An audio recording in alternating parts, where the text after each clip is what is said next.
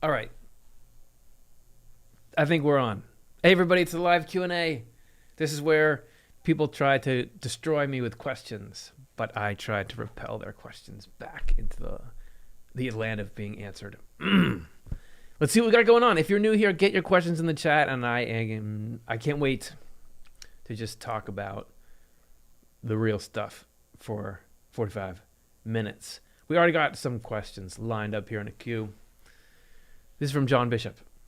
Here we begin. Seeing life as weaning off lower self pleasures to higher ones, as Curtis said in episode 5, makes perfect sense. That's the episode 5 in our series on God and evil. Check it out on our channel homepage. But shouldn't we be more serious on awakening our spiritual senses for that to happen? Not just expecting neuroplasticity. Hey, do you see that? While I was trying to say that word, my brain formed these new connections that let me say it, and an increase in ACC in that region of our brains to guide us into becoming more loving and caring human beings. Do you need, you're opening your spiritual senses, your ability to perceive and understand the spiritual world, not just even understand, but experience directly the spiritual world, does that help in regeneration? I guess it can. It seemed to help Swedenborg in a lot of his stuff was based on those kind of spiritual experiences. I don't think it's a requirement, because the requirement to wean off lower self pleasures into higher ones is to be able to identify what you believe based on your faith or your collection of teachings, what's wrong, and ask God to help you to not do that stuff. I could see opening spiritual senses, becoming more aware of the spiritual world, as a good way to bolster resolve and gain clarity. I wouldn't mind it. Certainly the brain's got to change for behavior to change. I think it's not something that's I don't know if you get more bang for your buck trying to awaken spiritual things or just going right after the day-to-day stuff. I think there's a path in each. Let's waffle on the first one. Kathy, what is our role in helping our children grow spiritually? Do we have a responsibility to help others, adults, family, with their spiritual path? Especially, what is our role when others seem closed? Yeah, if it's really important to know about spiritual stuff, what do you do when people that you care about seem like they could benefit from you telling them what's going on according to what you believe? I think that human beings by nature resist being compelled toward anything.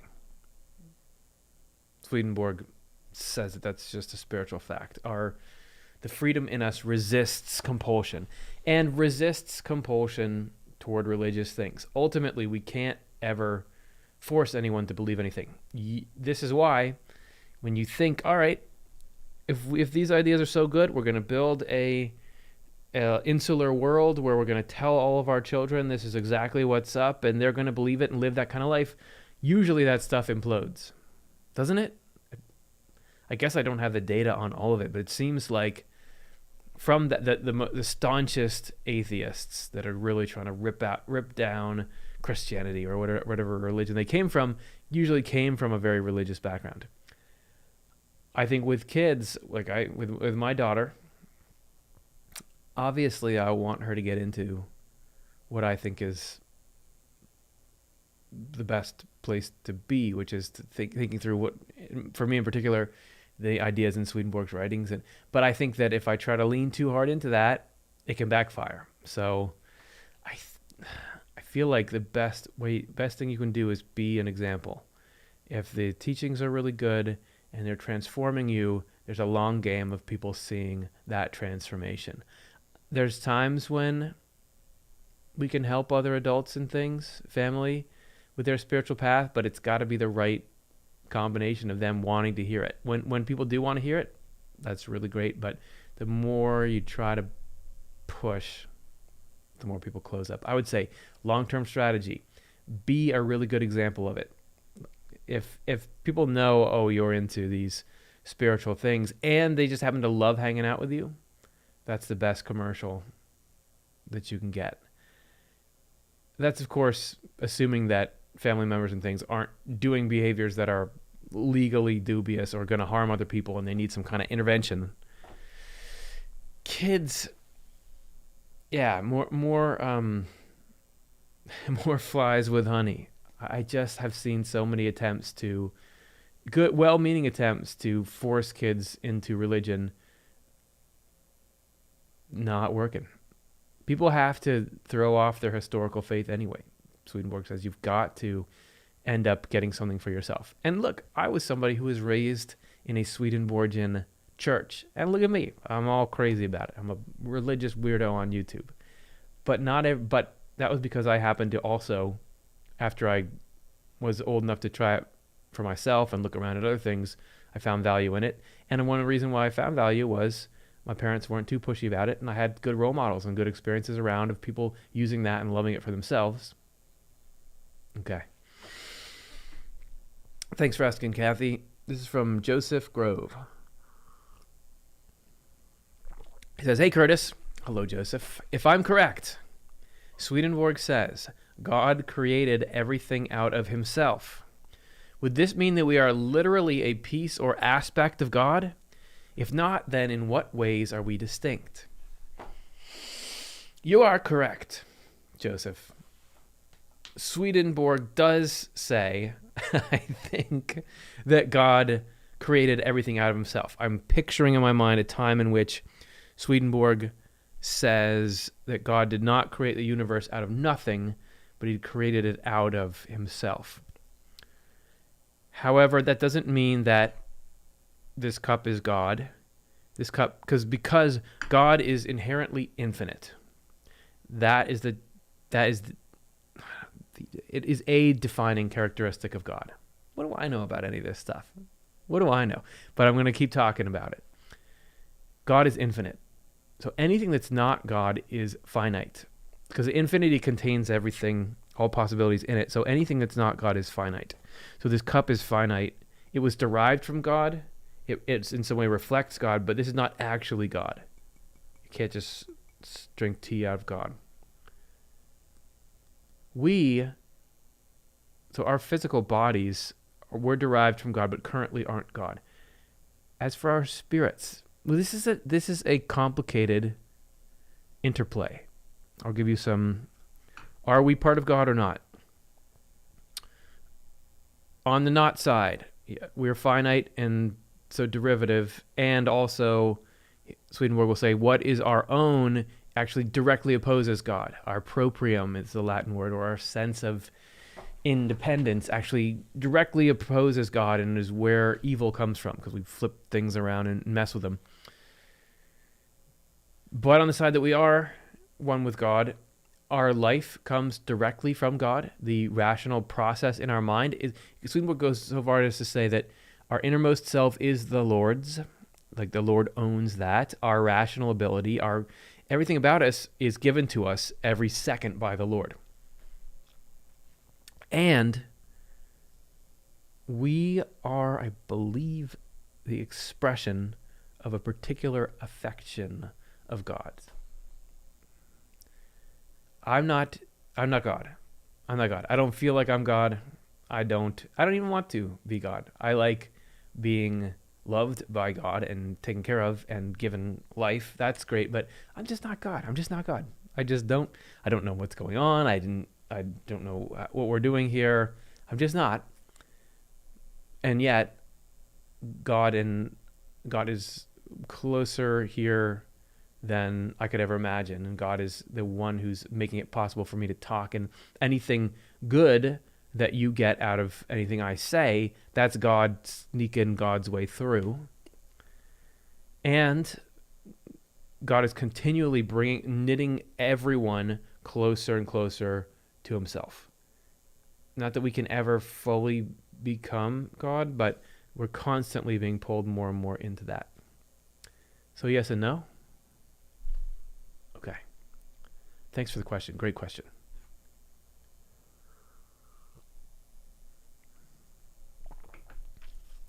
Sean Smith says, hi, Curtis. Being the change I want to see in the world is a hard thing to do with bombardment from negative aspects of society. Are there any concepts from Swedenborg's works that have helped you in this area of life? It is tough. There is so much negativity. The other day I was thinking about the war in Ukraine, and I was thinking about, I just heard or something about people who had been in a battle there and the suffering they were going through, and I was like, I can't open my heart to this right now, because there was just some other things that were going on that I was, distressing about, and I was just thinking about how far away that is geographically, and how many people there are in the world, and yet all of that comes right to my phone or my doorstep, and it's overwhelming. Like, it's absolutely overwhelming. And that's not then including the negativity. I recently deleted Twitter. I had a Twitter. I don't have I don't do Twitter posts and stuff, but I would look on Twitter. It started because I wanted to get updates on basketball games faster, but then I just got sucked into just looking at how everyone's fighting with each other on Twitter, and I deleted it the other day because it's too much negativity. It sucks me away from the divine perspective. As soon as I pick up Swedenborg's writings and I get in there, I just remember whole sections of life that I lost during that. Any concepts from Swedenborg's works that have helped me deal with negative aspects?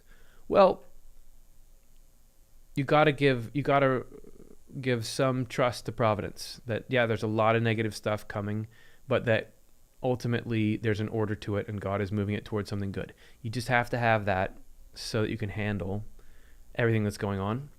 I think then the negativity, it depends. If it's negativity of you feel like there's people in the world who are somehow being negative towards you, then there's a lot of good ideas about, well, that's hell coming through them. Those people they're not the ones who originate that nastiness. They may have grabbed onto it and they may be complicit in bringing it into the world, but ultimately they got tricked by hell through the affections in them into doing that. And so that way you don't feel as agitated and competitive and hurt by it, because it's just hell coming through. And know that God is not going to allow anything to reach us except for something that will ultimately make us better. I could talk forever about that, but great question. Okay.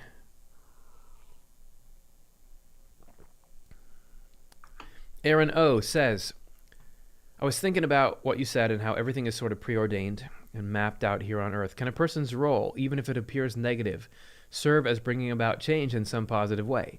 And can people be predestined for these roles? That depends. Yes, negative roles can absolutely bring good. Swedenborg actually says that divine providence will use evil people, or people who are most interested and obsessed with their own power and eminence and wealth, to do good in the world, to do more good in the world even than good people. Because those people who are obsessed with their own eminence and power and wealth want to be seen well by the world, so they will, even though it's in service of an evil goal, do a lot of good things for society to get that praise, and they'll accomplish all kinds of useful things. God will bend their sense of self-aggrandizement into that.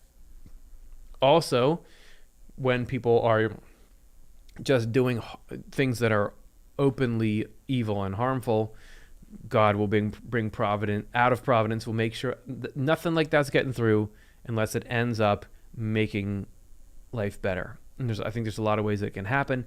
It can expose just how the nature of evil and where that lurks in everyone's hearts. Don't we point back now to atrocities that happened not so long ago and say, well, we don't want to do that again, and we don't want to be like that.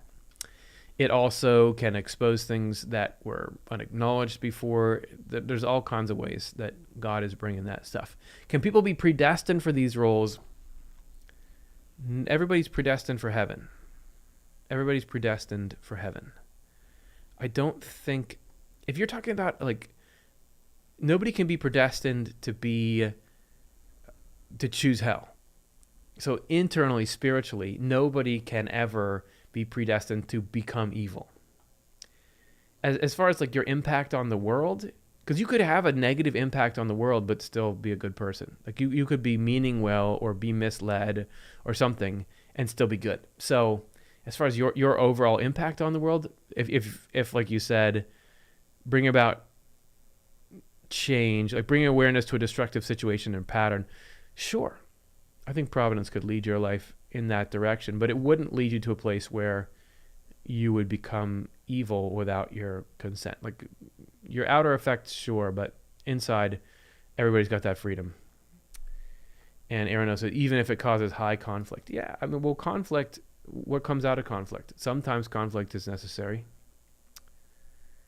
Thank you, God says, greetings, Curtis, and off the left eye team. Here's a question. Sorry, I just realizing how ridiculous it is that I take the time, waste everybody's time while I drink this tea, but I'm trying to get the vocal cords going. Here's a question. Will any of us ever get to meet God? I find it a little unfathomable to wrap my mind around the concept since he is so great. Yes. Yeah, we will get to meet God. Both in the sense of God's inside you and you can feel God and see God and everything. But the way I actually want to meet God is if I suddenly, as a person, like right now, if there was the door opened and Jesus, which is a human version of God, came in, the human embodiment of God, and I would say, whoa, I have some questions I want to ask you. Actually, first, can you finish Wednesday for me? Answer these people's questions, but then stick around because I have questions I really want to ask you. I want to do that. And yes, we can. Because God does appear as an angel to communities in heaven. So God appears as a person, and you can tell it's God by the divine radiance coming out. And this is something that happens in near-death experiences all the time. People meet God. So yes, that would be very bad if you never got to meet God. That would be sad. I have been looking forward to that forever. Give me 15 minutes. I got to meet God. I love the idea of having that always like, oh yeah, maybe I'll get to meet God again. Maybe I'll get to hang out with God some more. That would be the greatest thing. I have so many questions. I have so many things I want to talk about. Come on, we got to be able to meet God. It would be a little intimidating, depending on the circumstances, but well worth it. Hi, everybody. Thanks, John. Vaso says, my phone keeps freezing up. Well, we got a recording. Yep, this is all going to be there. So,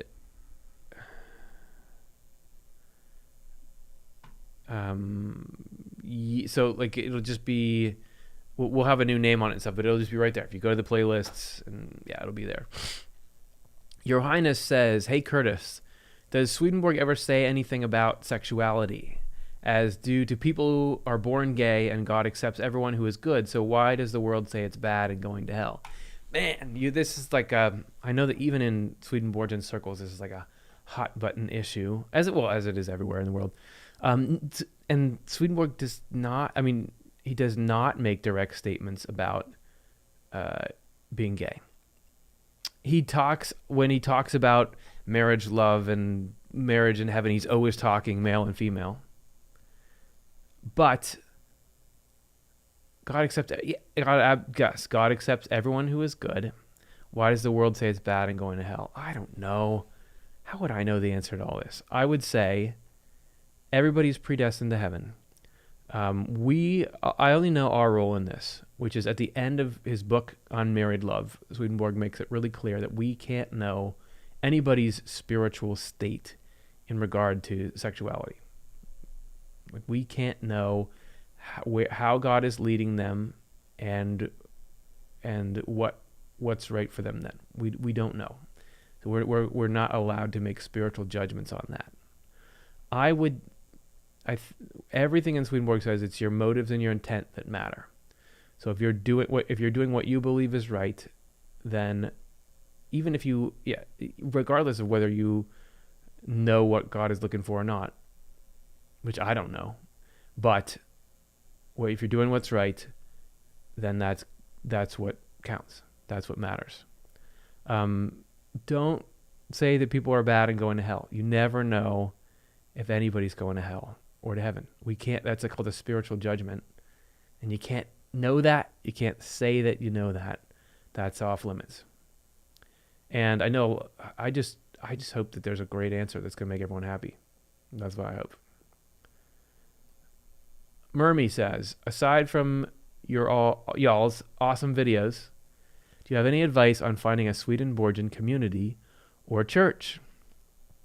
Hey, yeah, I do. There are not a lot of Swedenborgian churches out there. If you're talking about like a physical church you can go to, it's funny. As I was just talking about sort of the cultural divide, there are two Swedenborgian churches, like church organizations that have many congregations, and they are called the Swedenborgian Church of North America, and there's not just these two, but these are the two largest ones in North America, and then the New Church, newchurch.org, which is also called the General Church, and the Swedenborgian Church is pretty liberal, and the General Church is pretty conservative. You can't paint everyone with a broad brush, but they both have congregations, fairly well distributed. I think Swedenborgian Church's website is swedenborg.org, and the New Church, or the General Church, is newchurch.org. There's also a church called New Church Live, which I sometimes give talks at. That's newchurchlive.tv. But that's in the Philadelphia area, so if you're not around it, there's some resources for you. Hi, Nana Rosebud. Yeah, okay. Jonathan says, why did God make it so impossible, scientifically, to prove there's any life after death? I don't know. I don't know how you would prove it. I don't think God would be making it intentionally hard to prove that there's life after death. Or I just wonder, like, what could you hold in your hand that would be the smoking gun evidence that there's life after death if your consciousness is the only thing that goes there, besides people experiencing it, like near-death experiences? But you can't scientifically prove it through the scientific method like that. But what would it be like? How would you measure that? Because you're looking for a physical result that you can repeat. I bet there's a way. You know what?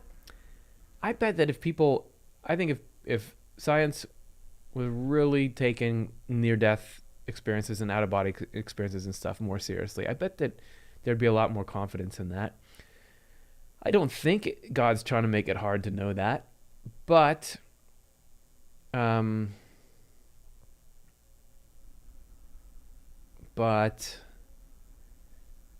it could be that life after death is a thing we're not supposed to be compelled in, because it's like a religious thing. Just like why isn't it easy to prove that God exists?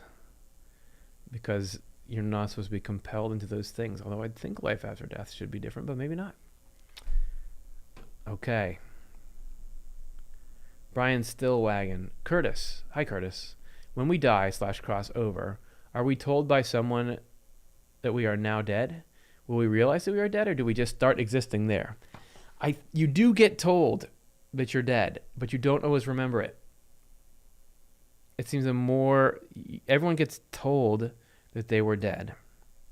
But Swedenborg certainly talked with people at part of their processing period in the world of spirits, where he seems to be saying that they had forgotten. It's usually just people who are wrapped up in materialism and selfishness, that there you kind of reject the reality that there is life after death, because it goes against something about what you're trying to get out of life. I think most of those people, though, get reminded. So, yeah. And certainly if you're looking toward heaven and you like the idea that there's God and all that, I think there it remains very clear that there is more of an intro to things. Yvette R. says, when we die, I feel like there's a process to get accustomed into the spiritual realm. I think there is. And I think that is because that's part of what heaven is doing. That heaven is full of, you think about the most ingenious companies and organizations and things here, governments, the things that work the best. Heaven is full of those, and they're all interested in helping people. So I would imagine they've got a whole system for when people are coming in, this is how we welcome them, this is how we acclimate them, and this is what you do if they don't want to do this. And I think that there's probably a very sophisticated system that was built by, angelic people. Through, of course, inspired by God, who is the life of the entirety of heaven. Brian says, where do most...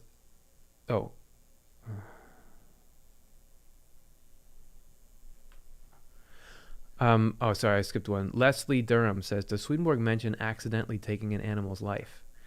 Trying to find peace within, and why did it happen? Yeah, I know. I don't think he says anything about it. I remember once I was in the car with someone, or I was driving, running over a squirrel, and just, it was obviously like not a clean death, and it feels terrible. Even little things.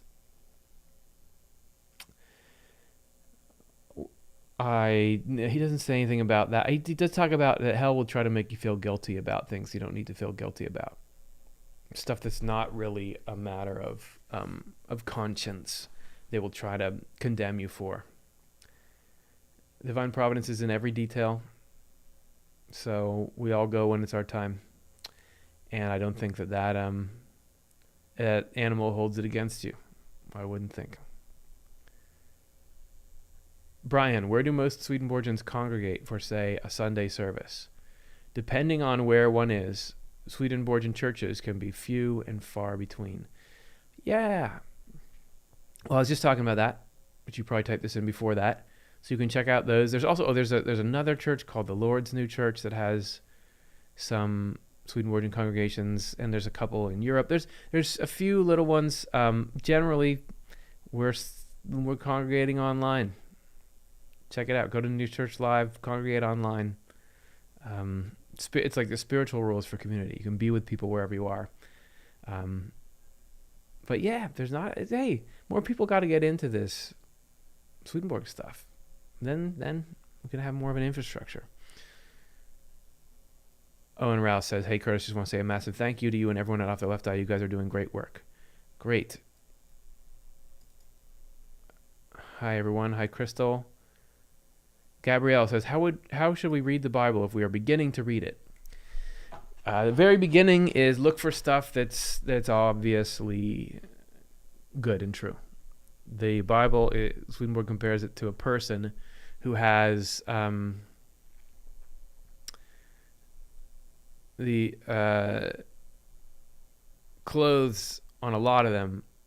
So like the meaning of it is covered in a lot of places. But there's some places that are like the hands and face. Some of the things that Jesus said, the 23rd Psalm, the Lord is my shepherd. Find those places that resonate with you. But the most important thing is you're approaching the Bible with the intent to apply it to your life in the service of God's directive to love the Lord and love the neighbor. If the kind of love that Jesus commands us is driving us when we go to the Bible, that helps us understand it. So I'd say knowing that this is a document that's telling me about how I should live, and I want to try to improve my life through this. And I would say not even going to look at it like how can I judge other people's lives through it, because we're not allowed to make spiritual judgments about people. We don't know their spiritual state. But if I'm going this for myself, and I'm trying to use it to make myself into a better person so I can better serve the human race, that's how you start.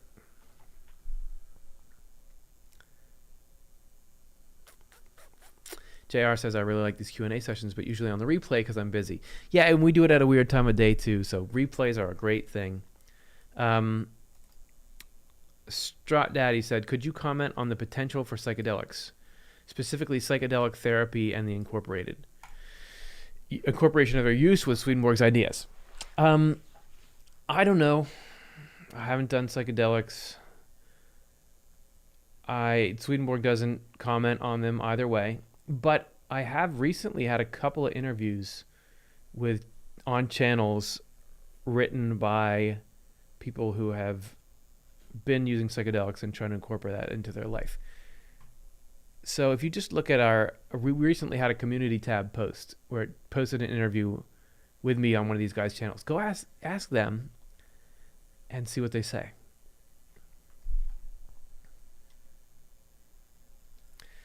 Annie M says, why does a lot of New Age and metaphysics keep teaching we are God? I disagree. I think that creates a lot of either narcissism or depression. Syllables, man. The syllables are tough for me today. Earlier in this episode, I did try to talk about what does that mean? Where does God end and where do we begin? And how do we hold that? So hopefully I answered your question in there. And if you joined late, go back and check that out and see if it's good or not. Hey, before I go any farther, I got to say something. I got to get something off my chest. And that something that I got to get off my chest is this. Join us for the Off the Left Eye experience. There's going to be a weekend coming up where it's not just you get to ask questions for 45 minutes and then we're done, but we have a whole weekend of diving into these topics in depth. It's the Off the Left Eye Experience 2022. The theme is the spiritual world around us. It's June 24th to 26th. And there's going to be interactive live presentations by myself, by Dr. Jonathan Rose, by Chelsea Odner, by Karen Childs, by Sheila Robinson Kiss. Click the link in the description. It's virtual. You can do it right from the comfort of the same computer or phone that you're looking at right now.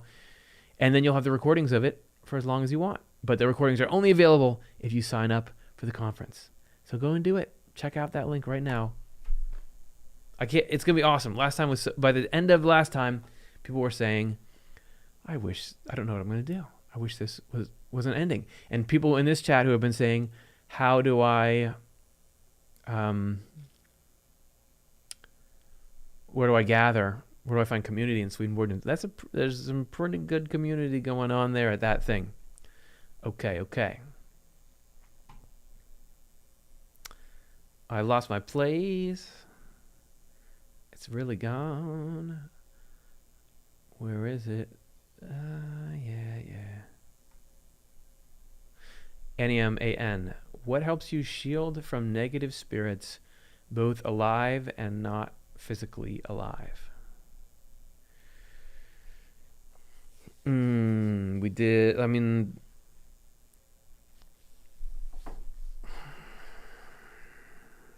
Go check out we did a series of shows. The first is called How to Deal with Evil Spirits. And then there's The Lies Evil Spirits Tell Us. And then How to Free Your Mind from Hell. That's our most comprehensive series on how to deal with that.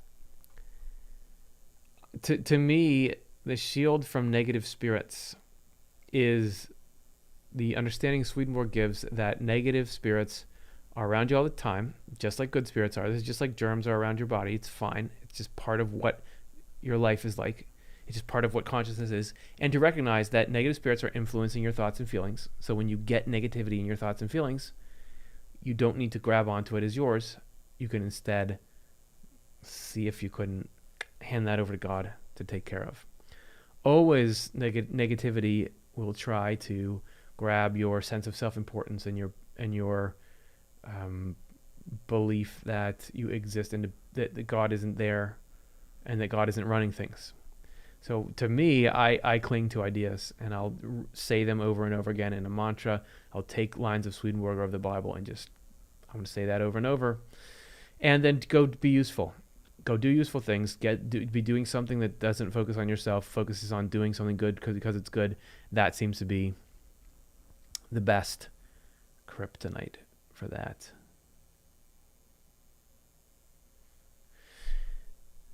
Matthew Bush said, "Hi, Gabrielle. I found that after starting to read Arcana Celestia Volume 1, which is also called Secrets of Heaven in some translations, the Bible made much more sense to me. I couldn't wait to read the Bible more to find the inner meaning. Good luck." Yeah. Gabrielle says, is spirit or soul swapping your spirit with someone else's spirit real? No. Your spirit's in your body. Swedenborg never talks about you switching out with anybody. Jasmine says, if my fiance passed away and is my soulmate, would he be back to tell a medium that we are truly soulmates and will be together? I don't know. I don't think there's any hard and fast rules about mediums and spirits trying to, through whatever way, reach back and connect with us. I think if your fiance who passed away, which must have been an incredibly difficult thing to go through, if he's the one, then he's the one, and he'll be around and waiting for you. But if it turns out that you find another relationship, that doesn't mean it'll destroy that. In the afterlife, we get back together with everyone we've been with, and you're shown who was the one you were really deeply compatible with. So I wouldn't say that him not showing up if you go to a medium, I don't have any particular information on if that means he's your soulmate, or Swedenborg would call it conjugal partner. I don't know for sure, but I know that you will end up with whoever you're meant to end up with, regardless of what goes on in the world. Brittany says it would be awesome to see God personified like that. Yeah, yes, it would be. That I want to hang out with God. I want to hang out and talk and high five. Like, this is what I want to do. That's all I want to do. Hugh Headlam. Question, Curtis, does Swedenborg mention why other books of the Bible was excluded in the Bible we have today? He doesn't talk about things like what the Gnostic Gospels or books that were rejected.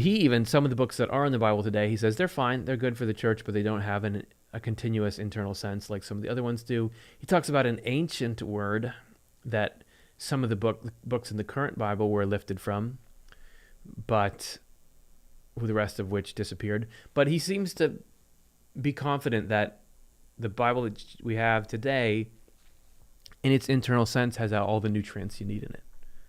It's all there. But understanding it is the key.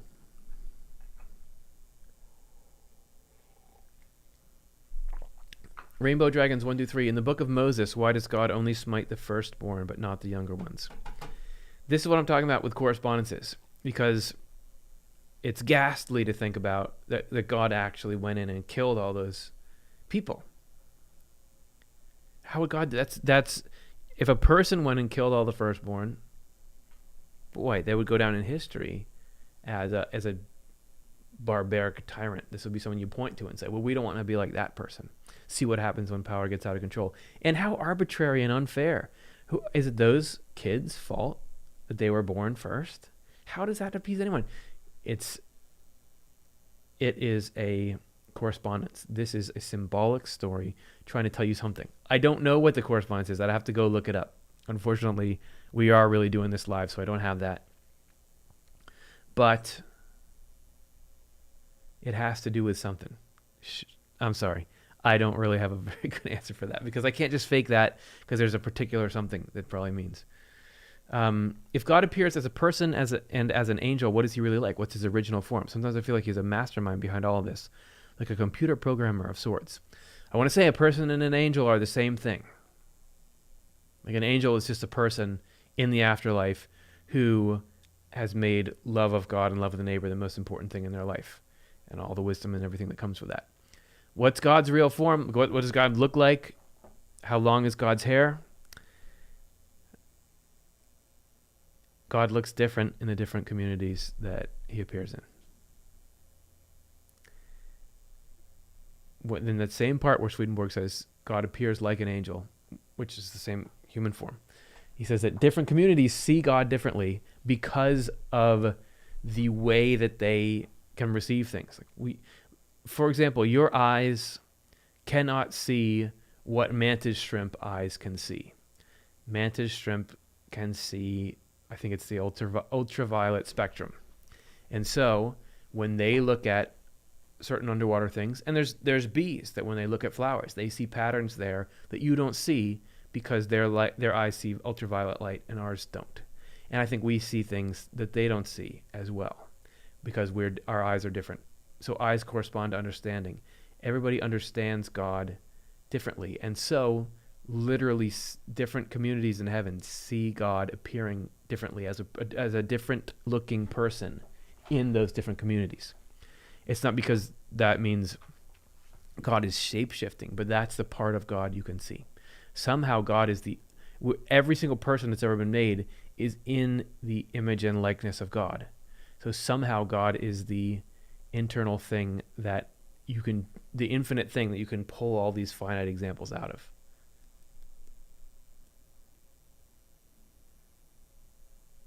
Okay? We're almost wrapped up. We're getting close. I got 4 more minutes of power. Let's see what else we got.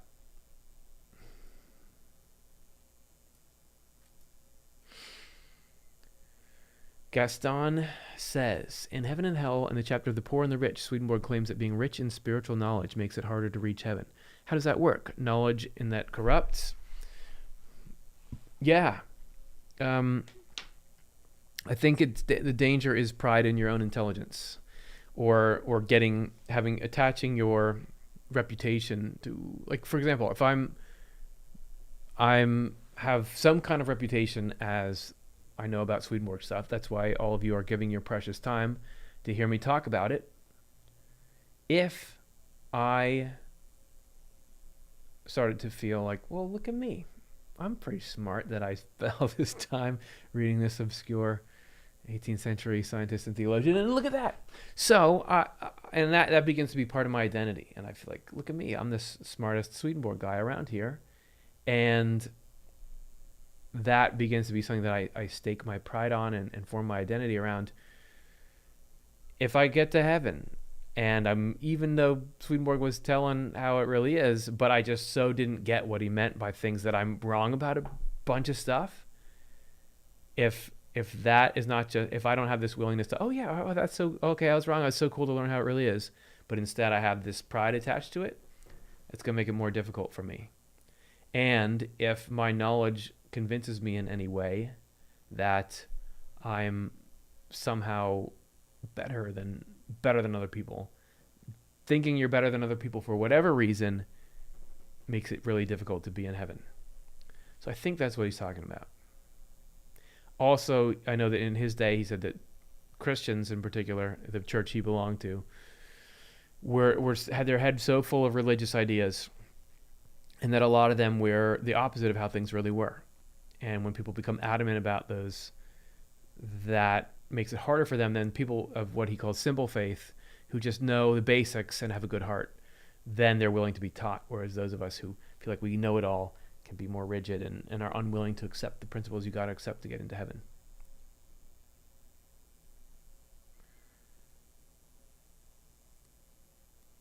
Greg Tarr, what was Swedenborg's stance on Freemasonry, and what was the Swedenborg Rite all about? Man, I don't know. There's some scholars know something about it. He never talks about Freemasonry. I don't know. You're asking the wrong guy. This proves that I'm certainly not an expert in the history of Swedenborg and his life and all that. So I'm not in any danger from that. I'll check. I'll see if I can check it out.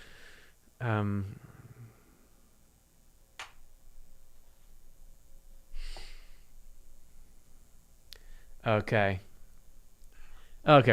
And I don't feel you're drinking something. This is from Susie. To be wasting my time seems perfectly normal as I'm drinking my lemon water as you speak. Good, because I do like taking a sip once in a while. This will be my last sip because